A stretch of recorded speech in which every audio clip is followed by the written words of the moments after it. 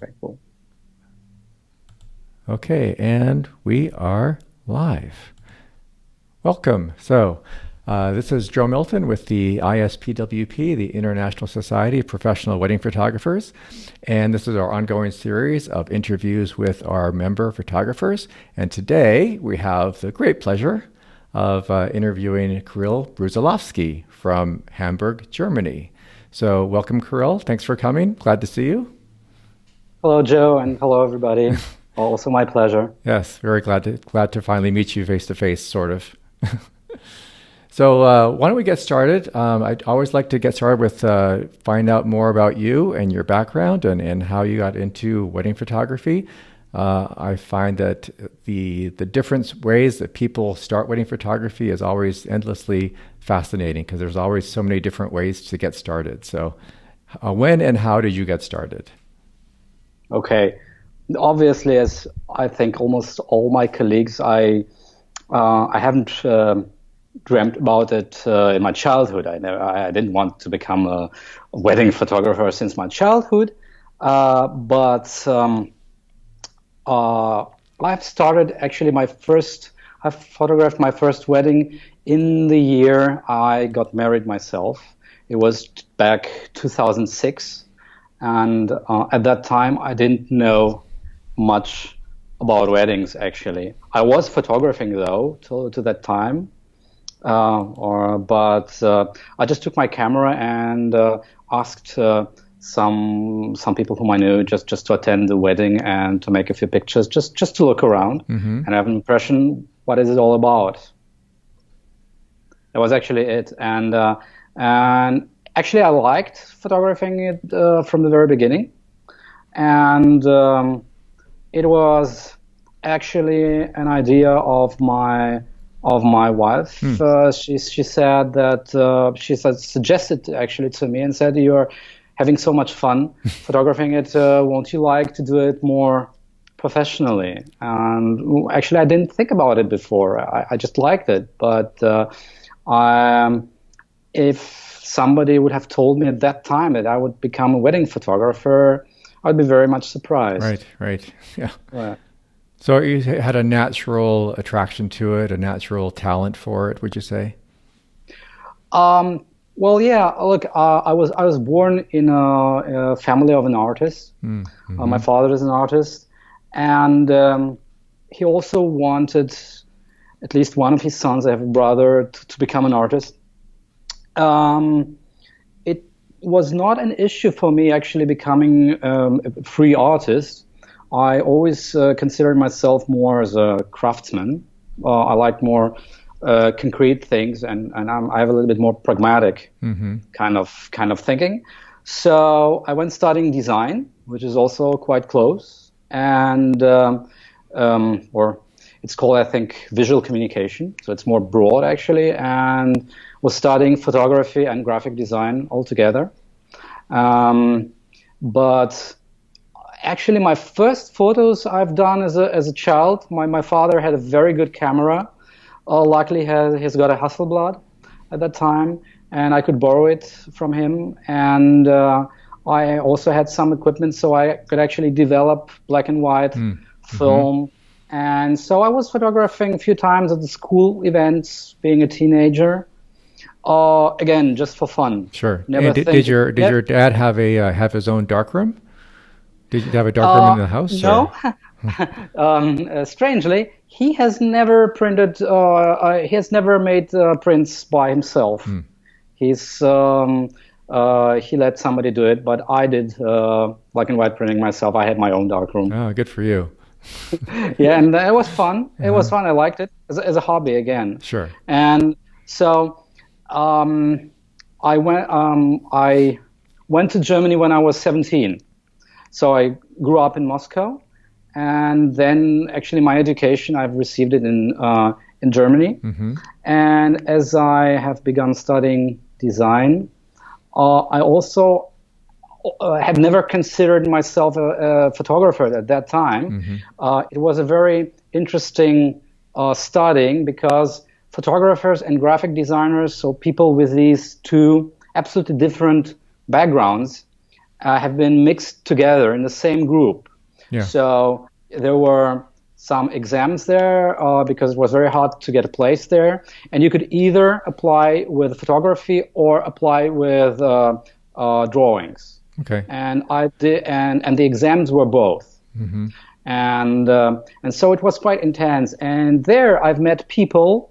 At that time, everything was analog, and people were talking strange stuff about lenses, about different chemicals, and many of them have already had to do a lot with photography. Mm-hmm. So I was a bit shy. I was always considering myself at that time as a photographing designer. Mm-hmm. And then I got a few jobs, industry jobs, like designing image brochures, catalogs, stuff like that. So I've done photos, mm-hmm. but all these serious people talking about this camera stuff made me completely shy.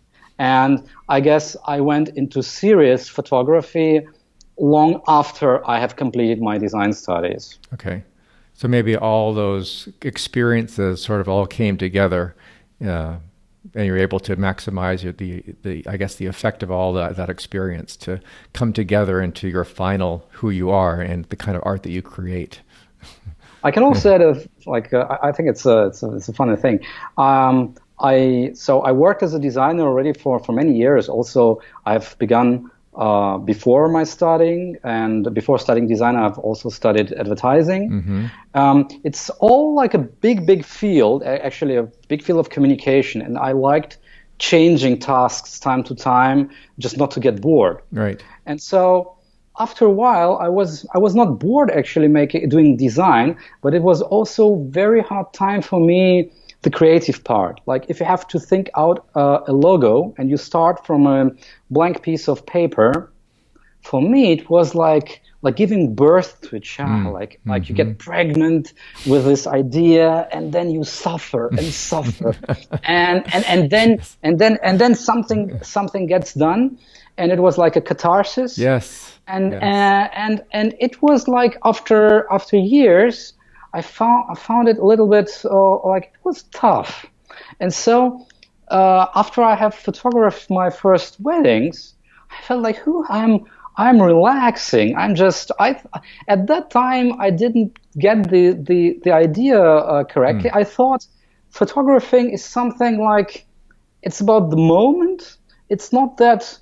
I didn't think it is actually that creative. I understand. At that time I've done really a big mistake, because I thought, there my creativity can rest, can relax. I can just do and go photographing. And frankly, I've lost several years. It was quite easy at that time to do photos which would impress somebody, because the overall level was completely terrible. Mm-hmm. So even if you've had a little bit of understanding of composition and some principles of artistic composition, then you could gain clients quite quickly. But obviously, it was not actually the level where I want to be now, and which I consider a real high and professional level. Mm-hmm. But I've lost several years thinking wedding photography is not that creative. Right. I'm ashamed now, but it was my learning process. Yeah. Well, I always mark that up to the value of experience, right? To be able to go through, you probably had to go through that part of your life to come to where you are now, to go through those thought processes, to come to a deeper understanding of what the photography means to you and means to your client, right? Right. It's an evolution. Right? Yeah. Well, for me, it was personal development, and frankly, a lot of stuff I've learned during the studies in the university were very theoretical. Mm-hmm. At some point, I could use them, but actually, all the practical stuff and most of the things which have made me a wedding photographer, I had to learn myself. Mm-hmm. And at my beginning, there were no courses or master classes at least ones I would have known of. Okay, right. Now almost everybody who has just started photography 2 years ago is already offering a masterclass for professionals. Right. And there's no shortage of classes and workshops. I think there are more masterclasses than good photographers out there, really. Yeah. But at that time, you had to gain your own experiences by yourself. These were the first years where I can consider my development was quite slow. And the second thing which has made it slow was I was quite confident about what I've been doing. I thought I'm cool. I'm doing good stuff. Well, you were a working photographer. You were getting clients, and exactly. I was getting clients. I was not that expensive, but they liked what I do. So my self-confidence was actually okay, but that was a big negative factor because if you think you're great, you are not pushed that much to develop yourself. Yeah. It was actually by chance. Well, I've done it for a few years. I've done it just. I couldn't name it a hobby because I was earning money with it from the very beginning. I've done just 1-2 weddings just to gain my experience in weddings. I could photograph at that time, but I obviously couldn't ask for money for something which I just didn't have any experience in it, so I had to attend a few weddings. Of course. And then I have started with small money, and then it was my second income. Also not serious about that. But after a few years have passed, I've really asked myself a question: is it the level I want to stay on, or do I want to do it seriously? Do I want to invest in my equipment so it will not actually be something which would be a barrier? Because if you have, I think technical equipment in photography at some point begins to play a role. Sure. If you want to offer it on some professional level, you have to invest. And that was actually a decision to bring it to another level. And luckily at that time, I also have discovered really great photographers thanks to the internet. Such as who? Only in Germany. Such as who? Do you want to name some names about who's helped you or inspired you to push forward? My first step of inspiration were actually Australian photographers. I really appreciate the way they're working, and that fit my personal taste, I guess. For example, I've discovered Marcus Bell at that time, and then I watched a video with him or some interview just by chance, and I really liked his attitude as a person. I liked it. Has even struck me even more than his photography. Just his attitude, how he worked with his clients, what his attitude to the pictures he's done. I bought his book. I remember, and I really liked his way of crafting things because. At that time, I had an opinion that I am weak as a photographer. I have become self-critical after a few years of self-confidence. And I was trying to search for my personal strengths, so where I can make some points. And one of them was obviously that I have been working with Adobe Photoshop since 1995. And I thought that I can gain some points in post-production. And I like the way how these pictures have been crafted. And then, you probably had that advantage over many other photographers who know photography and then they have to learn Photoshop. But you as a designer, right, would have to have been working with Photoshop for many years before taking photography seriously. So it's almost like an advantage. Yes, I've discovered it definitely to be an advantage because at some point there was a switch. The photographers of old generation have still been have come from analog world, and even if they have already switched to digital, it made us almost equal because digital had a lot of technically a lot of different other issues where I had advantages, obviously. And so that was actually it. And sometime later, I've discovered also American colleagues whom I really admired, like Ben Chrisman, sure. obviously, and this way of photography. And at that time, I've seen. I guess it is normal when you start learning, no matter what.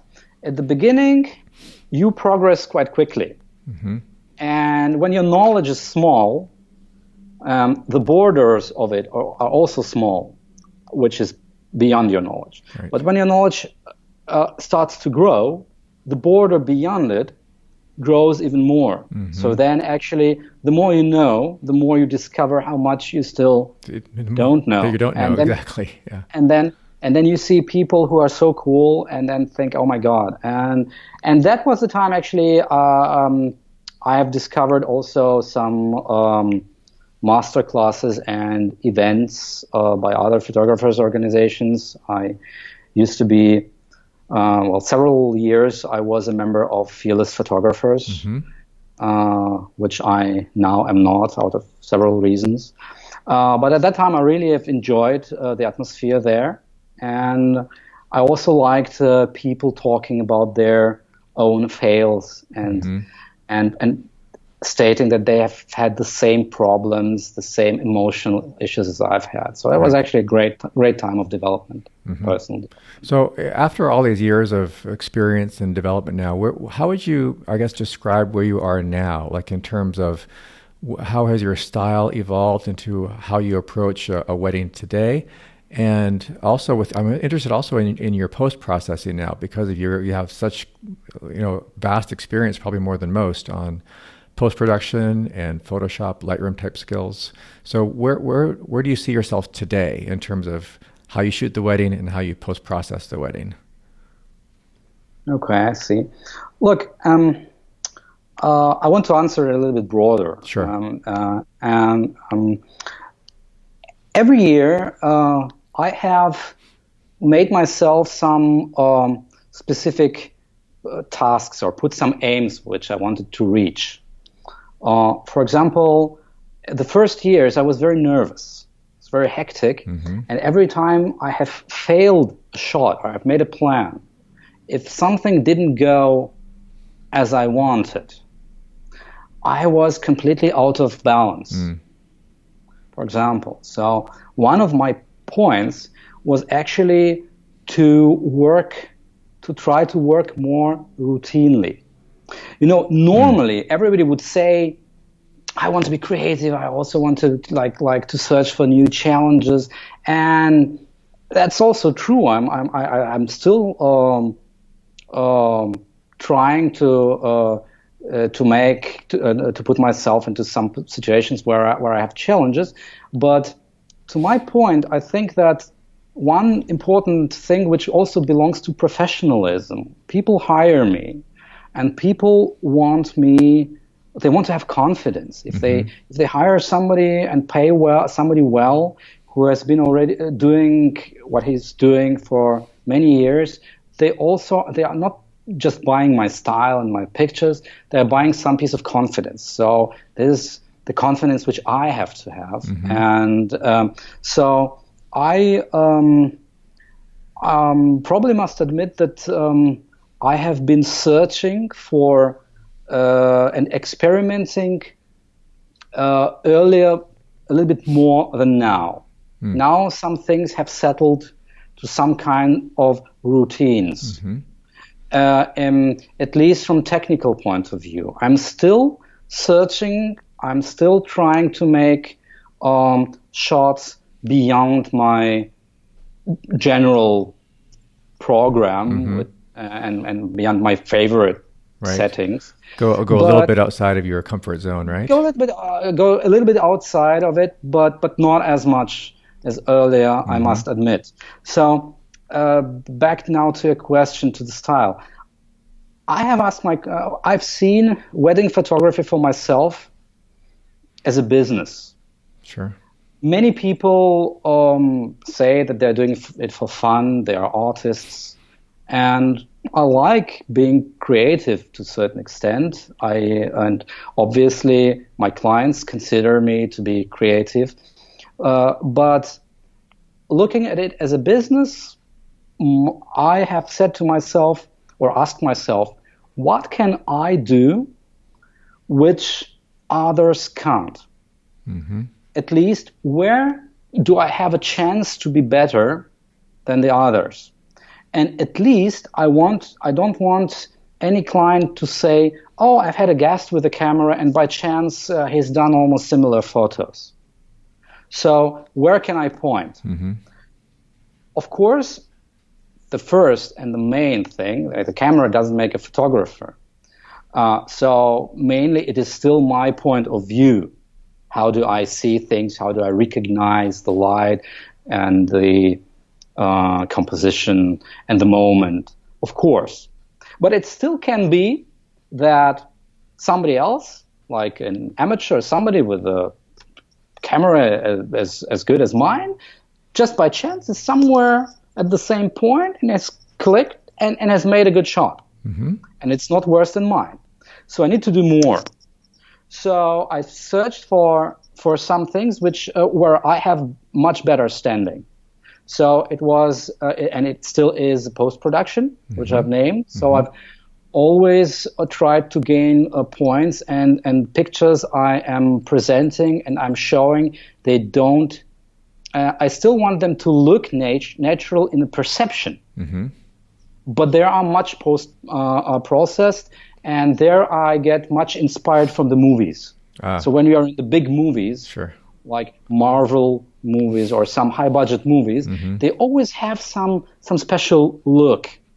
And when you go to the movies, you get used to it, and it looks quite natural. Right. But if you look at it professionally, you know that it is completely post-processed. Mm-hmm. So that was one thing. I've learned working... you don't want to get to the point where the post-processing is a distraction and becomes the point of the image, right? I think it's not self-aim, of course. No. It is. I'll get back to it later, sure. because I have developed some process for myself, okay. Which is. It is very hard actually to be unique nowadays, mm-hmm. but I think that it has something which is really personal. I'll get back to it. Okay. I also have learned flashing because it also gives me a big advantage. I've heard so many times from so many colleagues who are talking about available light, and I'm always using available light when I liked it and when it is on my side. But when I have a certain aim and available light is against me, and I believe there are some situations where it can be, or perhaps I'm not as good at it as in recognizing it as some guys. I know mm-hmm. There are so many great guys out there who can do it better than me. So I've learned working with artificial lights. And also mastering some special situations. I really love photographing against the sun, mm-hmm. with or without light, and it needs some understanding of the camera and sure. of photography techniques. We'll look at some of those images in a few minutes here too. Okay, cool. And or for example, I've discovered that many couples are ordering some fancy cars, especially for the wedding, and they love making pictures there, and it is really highly challenging because they have completely different light inside the car than right. outside of the car, and just don't have time for any experimenting. So it has really, you really need to know what you're doing. Yeah. And it is also something which somebody without this experience just cannot do. Mm-hmm. And for example, you'll never or almost never see white sky in my pictures. Like if somebody would just measure for the skin or for mm-hmm. the subject and everything else would just blow. Mm-hmm. I have nothing against this technique. But frankly, it was just my own fetish, if you want to say. I like having the sky with all the clouds because it adds quite much to the mood which I want to create. And actually, many years I believed I'm doing it just for my own fun. That is something which nobody would ever value until clients have started telling me, because I'm always communicating with my clients. I'm almost always try to meet them personally to see that everything matches. There's also part of my process. And I was really surprised that not one, not two, just said, we love how on your panoramic pictures, how you do the sky. I was surprised. I said, okay, I've done it for myself, but it's cool that somebody is valuing it. Well, that's one good way to know that you're a good fit with the client is they like your work, specifically your work, right? That's a good way to connect. Of course, these are the best clients. Right. I mean, we all want to have such clients who come to you and say, you are the greatest. We want to have you because of your work. Frankly, and I guess everybody would have this experience. Some clients are that, and some clients just have checked 3 or 5 photographers and you are the better one of them, right. and that's it. I mean, you are still doing your work and still trying to beat your records and be better on every wedding. But of course, it's great when clients appreciate exactly your style and what you are doing in detail. Yeah. And I have discovered that quite a number of my clients are at least amateur photographers by themselves and are photography interested. So I was surprised how many could value some technical aspects of my work, which I always thought it's secondary, because we all believe that we are capturing the moment. And if it's just enough when you have captured some key moments when everybody is laughing or crying, and these pictures, these motifs are so thankful by themselves that it's actually hard to fail them. You know, they have so many, so great moments on a wedding, then almost always you can actually deliver some cool stuff. Sure. And that's, of course, the nice thing about weddings is there's always something interesting going on. There's lots of emotions. There's lots of action going on. And like you said, a lot of people are good at capturing the moment, but then you have to add that extra thing where, okay, I'm capturing the moment, but let's also make it visually interesting, or find some other ways of layering, or find some other elements in the composition or something, right? So going to that next step. I think this would be my approach. So I'm putting as I've said, every time newer aims, and my next one would be probably photographing with smaller, with a bit closed apertures, with more depth of field, because I've been photographing with open aperture for many years, because I liked it. But I guess it's time to change, or to try out something new. And frankly, I was a little bit sorry. I was a little bit like almost ironic about that, because now I guess for myself, my own style, things which I've liked, gets clearer and clearer every year, and every year I'm changing less and less and make some finer adjustments. But a few years ago, actually, clients have booked completely a cat in the bag, frankly, because I put myself every time in newer tasks, and my photos every year would be very different. Yeah, it went well most of the time. Right. But, I think we all do that to some degree. You have to expand and grow and try new things. And I think for your basic approach, though, and of course your personality with the clients and the way you work with the clients would be consistent and be the same. But let's talk about your clients, because that's a really interesting question. Because I know you do a lot of clients from different places. Because I know you're originally from Moscow. You're currently in Germany. Do you find that clients from different countries or different locations have a different approach, or do they have a different way of appreciating the photography? How do you deal with the different cultures or the different backgrounds of your clients? Well, absolutely. I think that clients from different countries are very different in their tastes, in their expectations, in their attitude overall.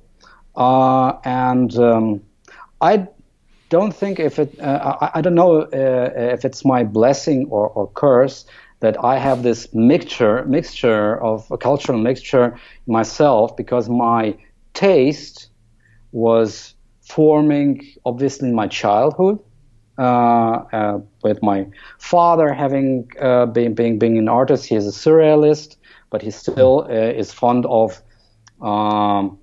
He's quite conservative. He likes like Art Nouveau, for example, like the art of beginning of the 20th century. So he was a painter. Did he paint? He's a painter. Yes, Oh, yes, okay. he's a painter. Okay. And of course it has influenced my taste. Sure. And even now, for example, like some things like golden section, for example, this is like a principle for me where I stick to almost all the time, and like classical composition, quite conservative, frankly. Sometimes it's even boring, but that's sometimes you cannot just jump beyond yourself.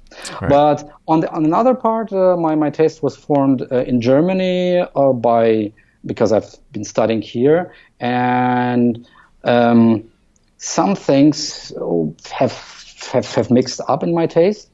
So let's go back to the clients, to a question. For example, I guess the most Western clients, and that would be not only Germans but also English-speaking clients, like I know from England, from the States, I very few, would value the moment very much, and are not generally not very much fond of posing. They want everything very natural. But for example, if you take Russian clients, I mean, I'm generalizing now. Sure, of course, it is not correct for every couple. Of course. But many Russian clients would rather their accent would be actually portraiture, even more. So if I'm doing my packages start normally with 8 hours. Sometimes I'm doing it off season a little bit less, but normally I want to be at least 8 hours there. So if I'm having a German couple, I would rather have to persuade them to invest some time where we can be alone and do some staged portraiture besides the journalist style coverage. And if it's a Russian couple, obviously they would plan at least 3 hours of portraiture, and I would have to persuade them to do some candid shots. Okay.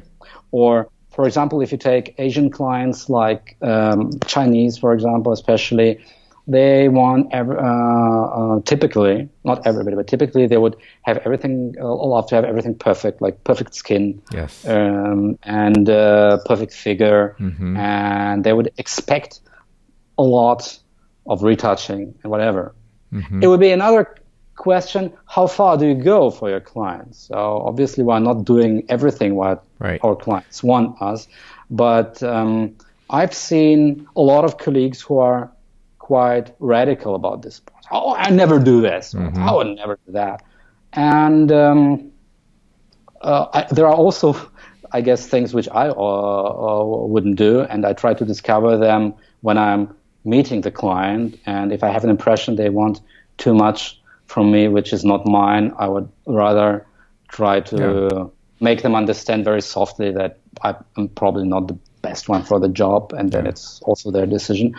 But there is this gray area in there, right, where you have to allow yourself as a photographer to have a little bit of flexibility, and sometimes it's even good because it pushes your boundaries. But at the same time, you have to realize that if your style simply does not match what the client is expecting, and you ultimately they're not going to be happy with the pictures, you have to be able to recognize that as well. Right. Yeah. But for example, to the terms of retouching, I know that most of my colleagues' attitude towards retouching is negative, generally negative. I understand that many people are professional journalists or come from working from newspapers and that field, and I understand them perfectly that it's not their attitude to beautify somebody, frankly.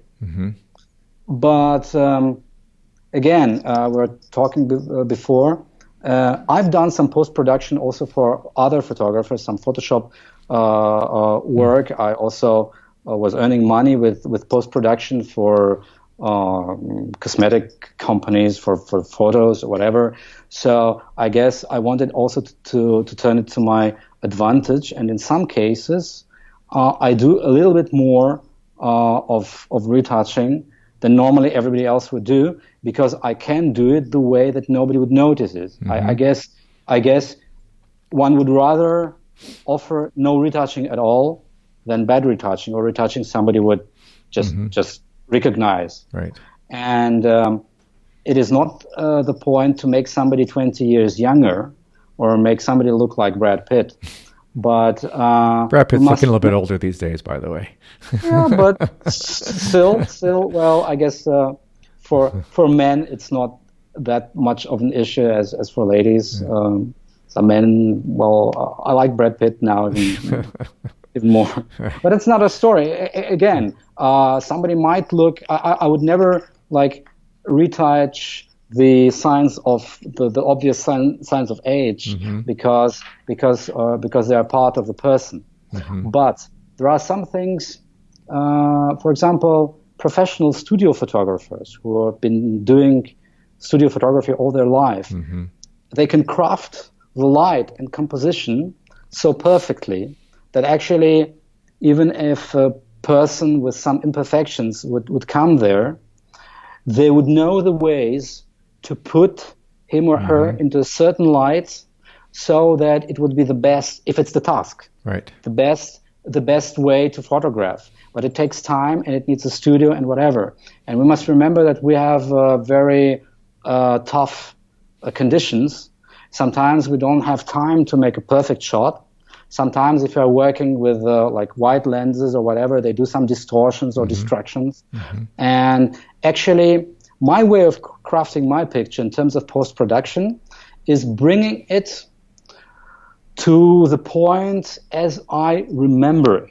I have so this is actually what I've been referencing to my personal way of post-producing things. Yeah. So actually, I'm crafting the color of the picture completely new, because out of the camera it comes a little bit dull, and I like bright pictures. This is my taste, because in the Soviet Union where I grew up, the films were very dull and everything was like brown and there were no gay colors, and Kodak film was a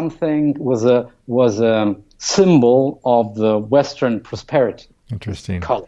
And it's still deep in my psychology, so that's probably why I like the colors. So when I get back from the wedding, I am opening the pictures in Lightroom, and then I'm creating a color view. I'm recreating a color view, not from what the camera brings me, but from my how you saw memory, it. from my feeling of how the day was.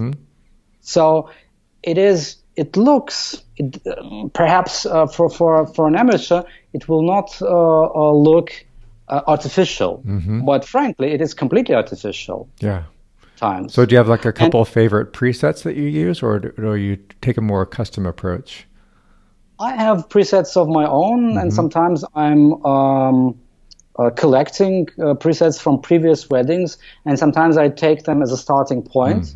But usually you have to adjust it a little bit. I don't like working with presets made by somebody else because they are often doing something which sometimes it can work, sometimes not, but I like to have control about every point. Yeah. And when I'm working with my own presets, I know exactly what they are doing. And since I'm photographing in RAW, I know exactly how I should measure my shot so that I can gain everything out of it during my process. Yeah. And the same is with retouching. Sometimes you have a person, for example, who is say diplomatically, not slim. It's okay. It's okay if somebody is like that. But sometimes, for example, you're photographing with a wide lens, and somebody and some lenses make somebody look heavier than they are. So that is the kind of retouching sometimes I would correct again from my mind to make it as I have perceived it, and not as a camera with a certain lens has perceived it.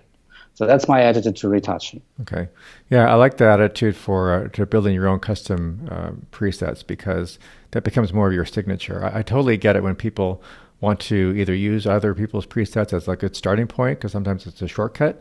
But if after years and years and years, like someone with experience like yourself, you'd be able to develop those into your own custom presets that fit your vision and the way you like to see the images. Yeah. Well, we all want to develop our own style. Yeah. I guess this is an absolute aim for every creative. Like somebody would recognize it. Of course, it's getting harder and harder nowadays, where you have so many great people out there. It's completely different than in Germany 10 years ago, and in the States probably 15 years ago. It started a little bit earlier. So it gets even harder and harder every year to create something really personal. But I think it's still a good aim. Yeah. And if you want to go towards it, I guess it's a good idea, at least at some point, to start with your own manual presets, or start to understand your tools in every single point. Yeah. Well, that's probably a good segue to look at some photos then. If you wish, we can now sort of put this into practice and let's give it a try. I must admit that I'm really terrible in selecting pictures. Sometimes a couple would ask me to, like, they are very anxious and they ask me to send perhaps 5 pictures, just a small selection. And this is really tough for me. Oh, I know. Selecting we're all of our own worst critics, right? Selecting for awards or selecting best ofs is really, really tough thing for me. So I totally get it. Random. I hope I'm not alone with this problem. No. So can you see this on Skype, on the image I'm sharing? No. Okay, so it should be on Skype. I've had this problem before for some reason. So I go to Skype. Oh, I press the start sharing button. That's why I always forget that step. Okay. Oh yeah. Now I see myself. Okay, good. And now we're going to go to the actual photo again. There. Okay. Do you see that on Skype yet? Yes. Okay, good. It worked. Maximize it if you wish, but... Yes. How's that? Yeah. Cool. Okay, so talk to me about this picture then. Again, it looks, the post-processing here looks very natural, but I think if you look closely as a photographer, you can see there was probably a little bit of adjusting going on, but it looks very, very natural. That's what I like about it. That's what I mean. It is not natural at all. It is completely refined. But my aim is actually that the perception of it would be natural. But unfortunately, it didn't come to my mind to send you a raw photo just to compare it. But that would be interesting too. Yeah, well, perhaps next time. but again, here the thing about the sky I've mentioned, I think that it adds to the mood, and that's my favorite sky actually, when you have some clouds.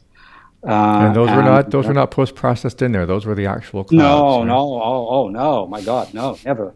No. They are there, of course, but it would be white if you just in many cases the sky would be overexposed, obviously. But I have worked. I'm photographing with Canon, and I've worked out a way just to shoot the way that I can gain the sky later in post-production. So I'm not working with a gradient filter there, but I still can take the sky. And I guess people who are photographing Sony have even lighter job of. Obviously, I like, and you'd see it also in old pictures. That's kind of my fetish. I always like to have all details in the blacks and in the whites. Sometimes it looks, I've really seen cool stuff by my great colleagues, where you see very contrasty pictures where you have just black surfaces. And it looks really cool. I just cannot push myself to do that because I always want to see the details in the blacks. Yeah. Well, and even beyond the post-processing, what I really love about this image is the composition.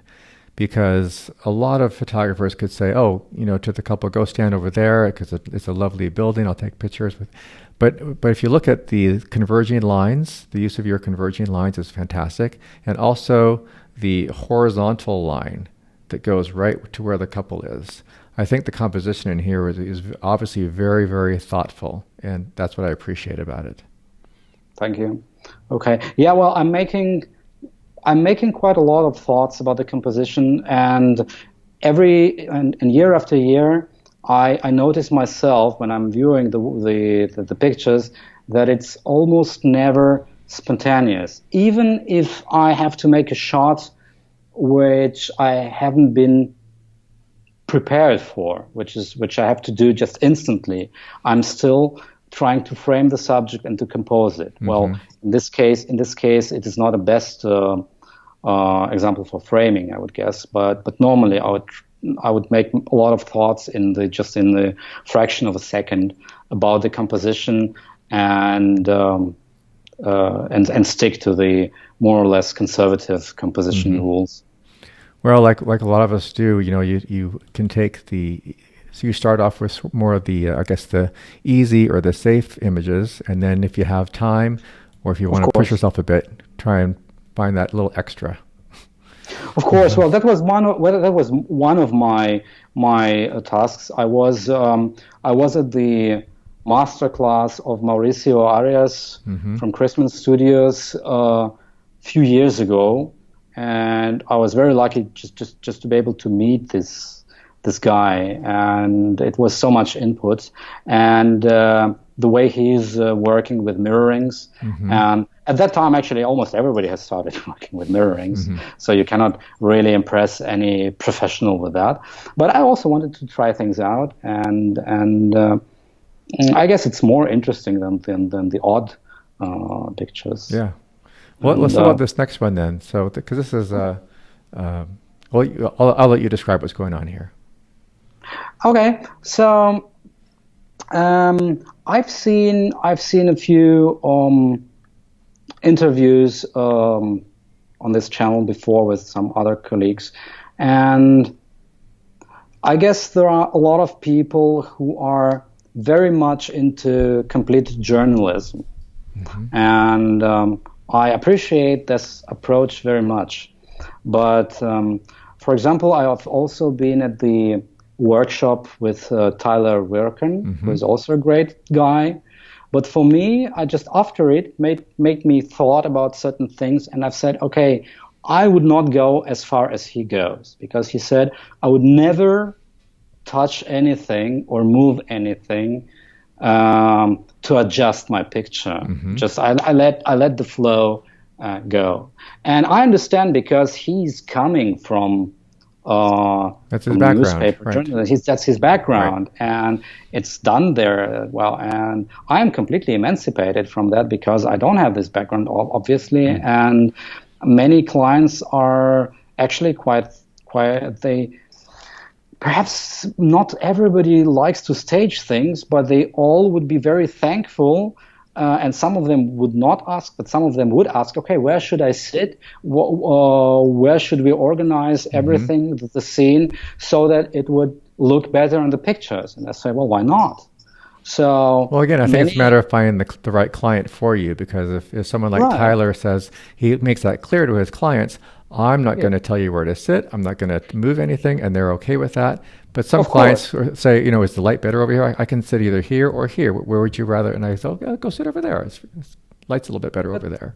Fine. I would never say that some approach is worse or better as long as it works. Right. And so I would normally, if things go completely out of control, I would rather interfere just shortly, if there is a possibility not to break any mood. And obviously, when you have getting ready of the bride, it's usually quite relaxed, and there is nothing going on there which you can break at this situation. Yeah. So you have her girlfriends waiting outside, and her sitting there.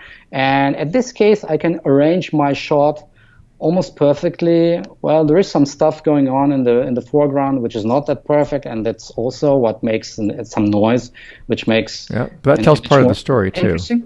Exactly, but then I have time to organize it and to watch it, and in this case, where there is no stress, I have perhaps my 10 minutes to work on the shot and to wait for the correct face expression and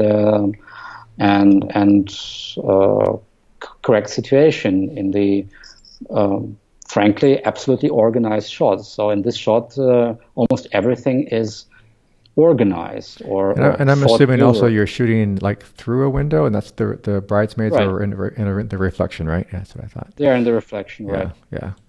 But they're not the reflection in the filter which I'm holding, but they're a reflection in the window. They have been there, frankly. So in this situation, I had to adjust it just a little bit. But even shots like that, it takes thought, it takes an eye to even notice it and to be able to take advantage of it.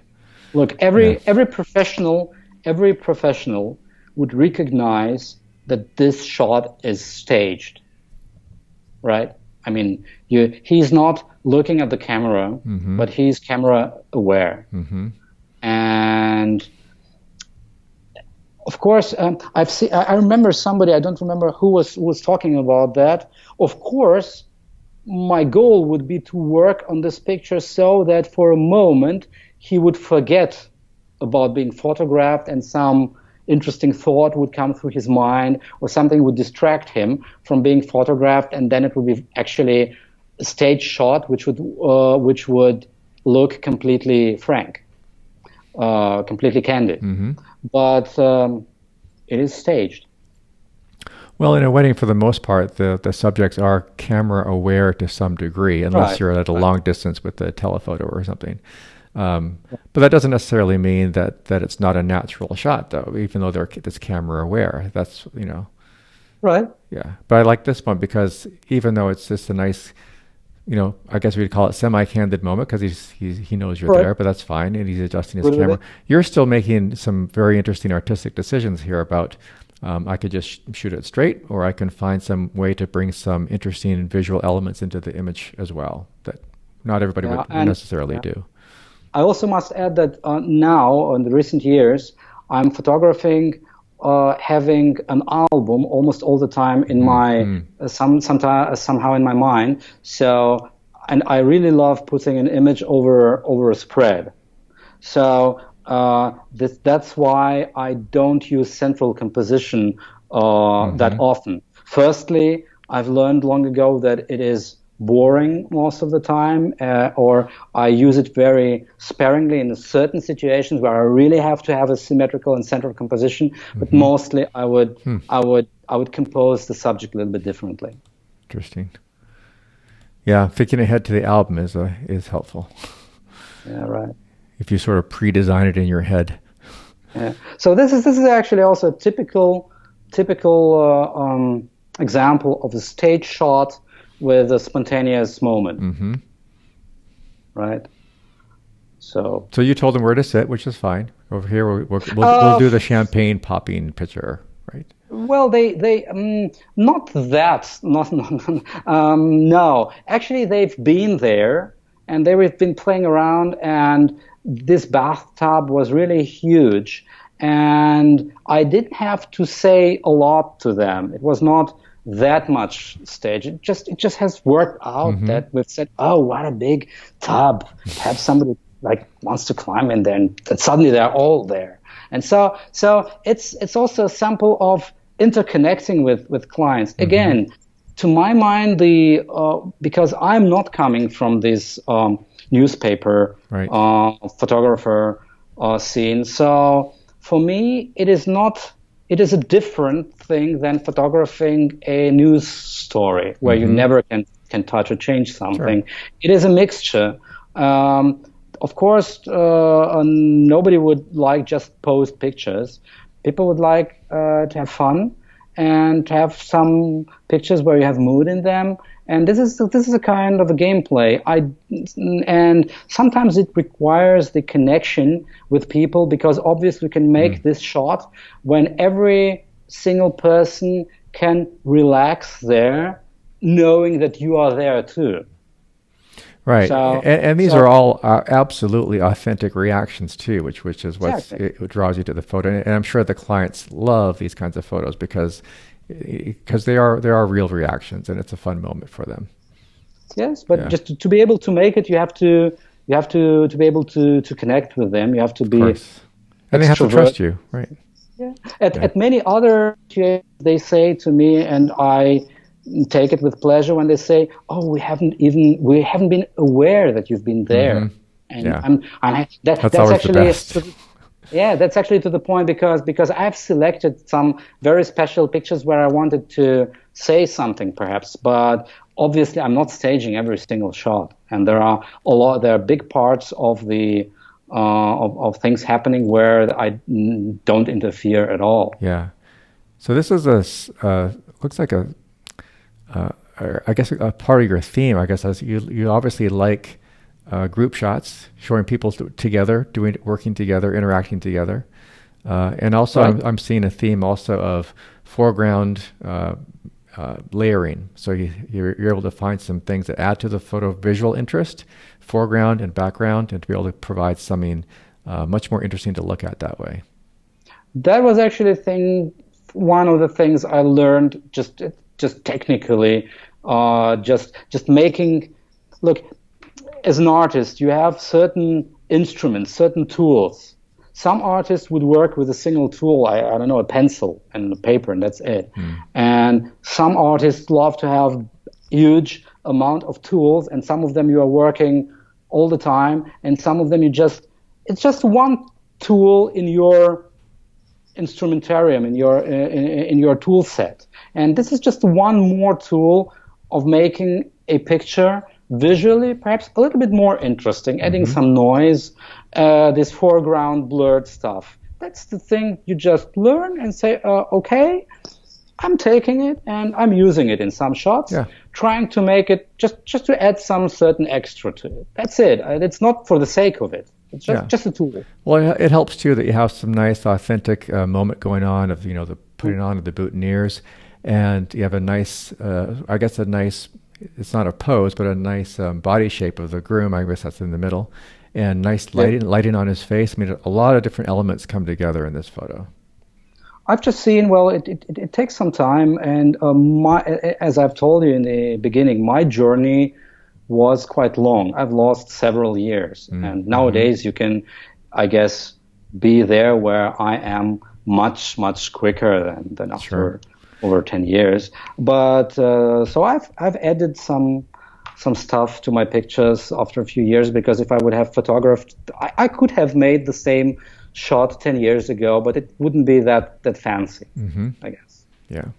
Well, again, it just speaks to the value of experience, especially with something like wedding photography, because every wedding you do, you learn. Every wedding you do, you're able to, practice maybe something that you've done before, but in a different way. There's always opportunities, it seems to me. Right. For example, this car theme, where just to mention it, I put them in the car, and normally when I'm doing posing, I've seen some books over posing, about posing, and frankly, I would hate working or seeing my couples as puppets and just posing like every single finger and every single muscle. Normally, I would give them tasks, and normally I would try to make them react as natural as possible, but sometimes I would correct some things, and normally I want to condition them to listen to me carefully. And so if I'm making some commands, that they would just do it without any thoughts.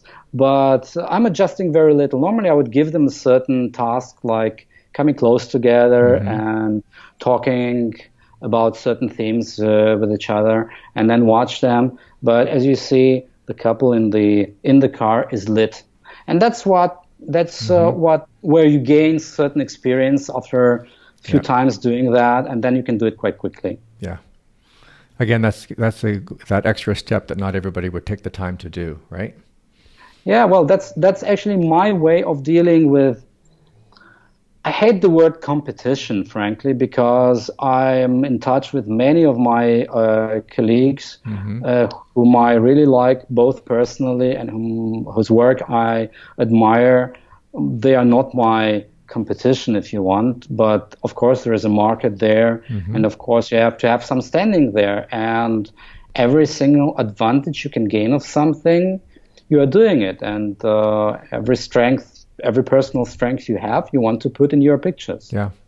What do you do, because this is a problem that I would have from time to time, but what do you do when you have a couple and you say, go stand over there, go ahead and interact or cuddle or touch or, show each other you love each other, whatever it is you want to say, to start prompting some of that touching, that interaction.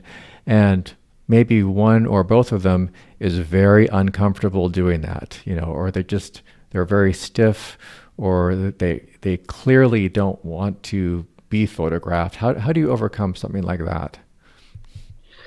Well, firstly, I'm making sure I'm addressing this issue when I'm meeting my clients, and I'm trying to make them understand that we're a team, and we're in the same boat. So to make a picture, we need both me and them, and I make sure that they are at least open for it. I know that some people are very uncomfortable about standing in front of the camera. And I guess there is no universal recipe for that. It is just really a thing of experience, because things which work out with one couple would not work out with another couple. And I guess experience is also a point or an additional card which you can play out when you're doing something over 10 years, because some situations are really very easy when things go smoothly, when your equipment is functioning perfectly, when the wedding is beautiful, and when the couple is relaxed. But there are some certain very critical situations where experience helps. And if somebody is uncomfortable, you have to understand why. Is it because of you or because of the general situation? And many people, and I guess this is, look, the cameras nowadays are really great. It doesn't need a lot of technical experience to make a technically good shot. One of the main challenges actually in photographing stage portraits with people who are not models is actually working with them and establishing connection and making them feel comfortable, or at least as comfortable as if you haven't been there. And it's always a personal approach. Sometimes you have to provoke them. Sometimes you have to make them laugh. Sometimes you have to make them run. Sometimes you have to distract them with certain things, with jokes or with stories, so that they, being no matter how uncomfortable about being photographed, just forget being photographed for a fraction of a second when you make a shot. That's it. Yeah. That's and another recipe, I'm also demanding quite a lot of time for portraits. Just for my recent wedding, we have hardly had a half an hour, and most of my colleagues, actually, that's the time frame they are lucky with. I'm trying, because actually I like wedding portraiture. It's an important part for me and for the clients I get. They want to have candid shots, but they also want to have good, more or less classical portraits. So I'm trying to gain as much time for portraits when we're alone as possible, so that I really can make sure that I have established this connection and working until the atmosphere is completely relaxed. But if they don't give me that much time, of course I'm working a little bit differently, trying to make the best out of less time. Yeah. No. great advice there. And sometimes you just have to do the best you can do. Yeah, I also like when I'm doing staged things. I always appreciate some spontaneous things. For example, I have put the couple there. I have framed it perfectly. I've found a good light. But these people on the left, the silhouettes, I think that they add very nice third plane to the picture, and they have just appeared there at some point. And that because otherwise I would just have an empty gate there, which would be without any meaning. Yeah, no, having the silhouettes there in some sense makes the picture unique. That's what I liked about it. And that's just on one hand you can say you are lucky with that. On another hand, again, with some experience, you are getting lucky more and more often, because you have kind of a feeling when it might come or might turn out this way. You are just provoking these situations when something happens. And again, of course, you have a kind of a feeling, you are aware that it might happen and you are ready. Exactly. Luck favors the prepared, or luck favors the experienced. Is there additional lighting going on behind the couple there? Did you place that lighting in there? So there's some light in that little room. I have had a light be behind them, but I'm not sure that if I've used it, because also the sun is coming from there, and the background where they are standing is lit. Okay, I'm not sure, but normally I'm taking a flash with me for portrait shots. At least when I have time, because again, I like making shots against the sun. And every amateur, everybody who notices, says, "Oh, what you are doing, you are photographing against the sun. You don't have to do it." And I say, "Oh, come on!" And almost at every wedding where there is sun, I have pictures against the sun. Yeah, I think we have one coming up here soon. Yeah, probably so we can go forward a little bit quicker. Yeah, I got 3 more to go through. Okay, so this one is just a group shot I've made a few years ago, which I really like, because this couple looked very conservative to me when I met them. He's a kind of, I think he's a high manager or company owner or whatever, always with a suit, and they are not in their 20s. They're, I think, a little bit older, and their guests also looked. It was quite a conservative venue. And I'm really, and then they came to me and said, we want to stage something funny on our wedding. And they have said during our meeting, before the wedding. And I've told them, I've said, look, I don't want to disappoint you, but I'm not really about these fun shots. This is not, most of the time, this is not mine. It is really, really challenging to me, because some people really want to have some funny stage shots, and that's normally I would never come with this idea by myself. But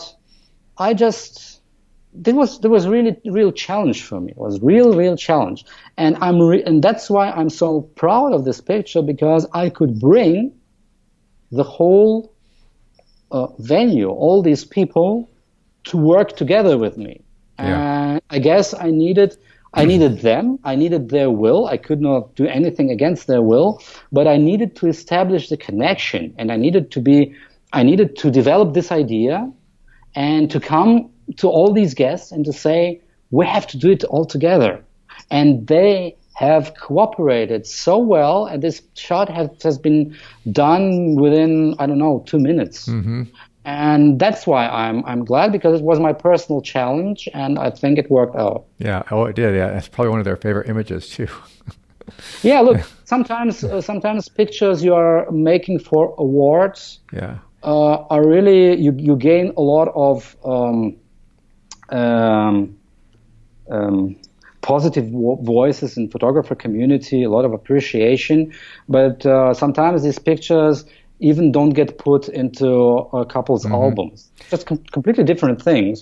But for me, it is challenging when I've managed a shot which is interesting from photography point of view, which is unique in some kind of way and is still becoming also a favorite or one of the favorites by the couple, or at least manages into the book. Yeah.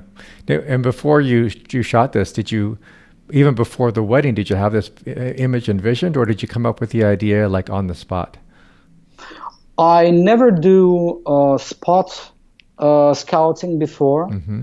And when couples ask me, I always tell them, look, on your wedding day, it will be completely different light, completely different. It would look completely different when it's full in comparison when it's empty. It will be a different time of the day. Everything will be different. So I'm developing all the ideas spontaneously. Almost never I come to a venue with some prepared idea. Mm-hmm.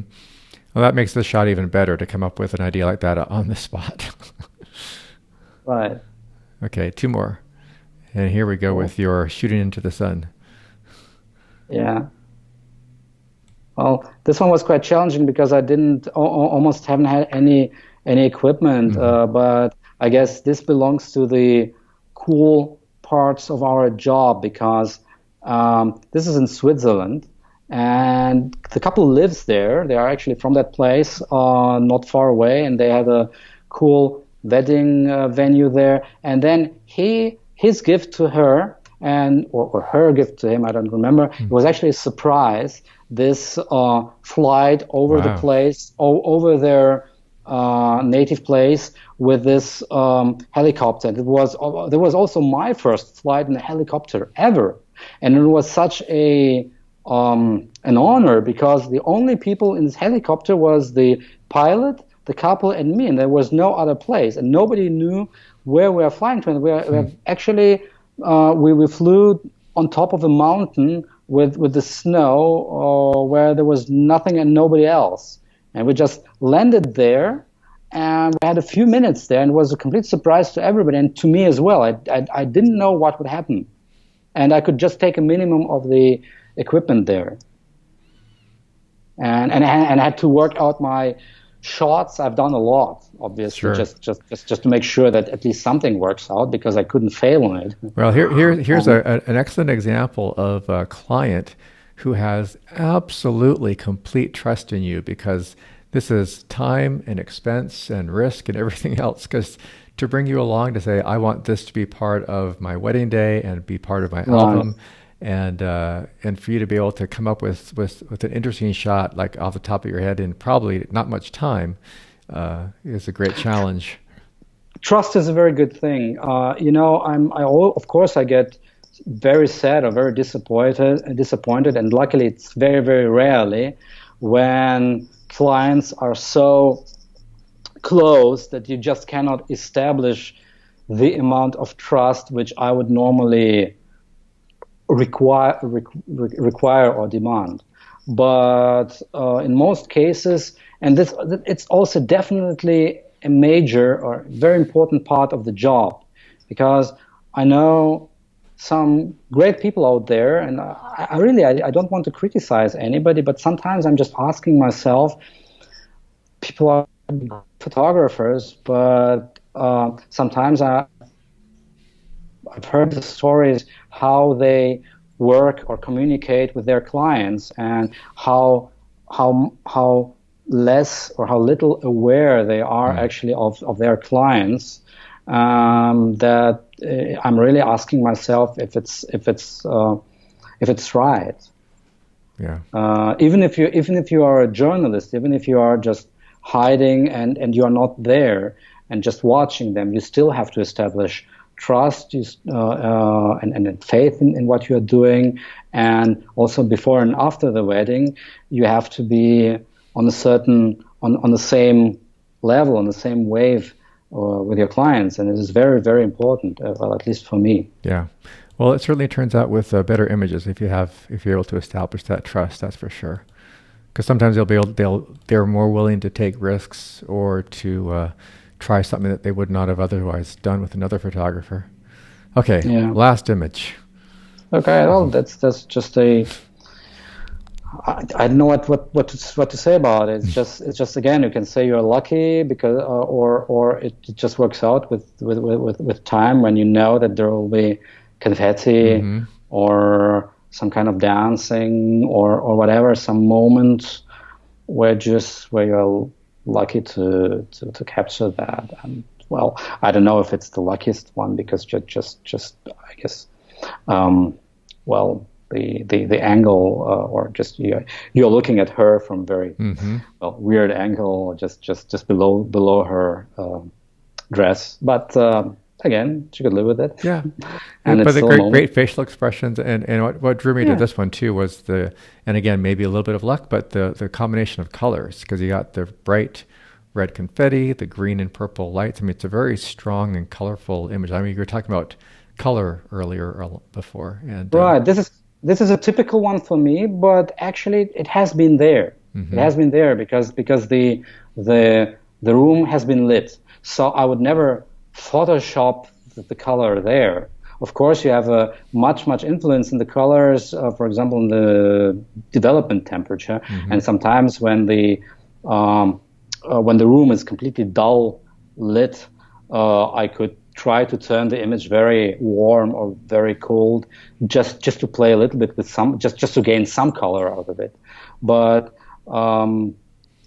you've seen I haven't submitted any black and white images. I'm doing them, but very rarely, because for me the color is actually a challenging part, because black and white images look great almost all the time. They look very noble and timeless, and to my mind, it is actually easier to make a great black and white shot, and colors sometimes distract a lot. But again, it's a tool, and in some cases where I am confident that the colors would not add to an image but would distract from it, that would be the case when I would make the picture black and white, but that would be actually probably the only case. So in your typical album then, how many of the pictures would be black and white? In the recent albums, I've done none, because nobody has asked for it. Sometimes I would do a spread or two, but not more.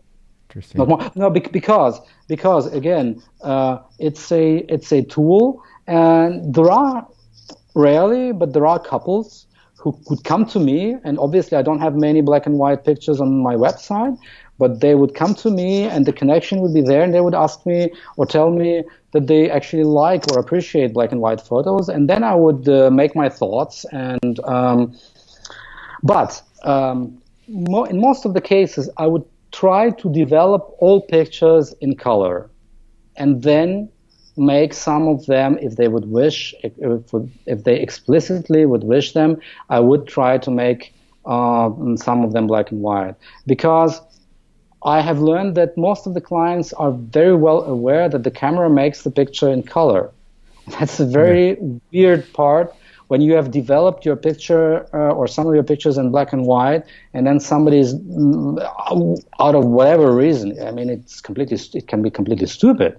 And we could say no, or that is my creative decision. But I don't want to establish any negative. I don't want to be in a situation when I have to explain something to a client which I don't want or don't like to do. I think I'm quite much client oriented. I try to be. There are certain things which I would not do, or do not like doing. But for me, it's a challenge to make a client happy and to make good pictures. Sometimes the clients are they're standing on the way to good pictures, and sometimes you have to try to persuade them to do some things other way than they want, and that's actually when you need their trust.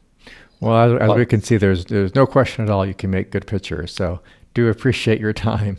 And any last minute thoughts or final ideas you want to leave maybe some future clients with?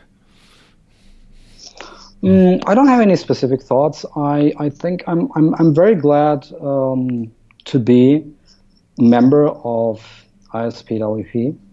Thank you. It We're was glad an to have honor you. for me. It was an honor for me, and it is still an honor. It was an honor when I was accepted.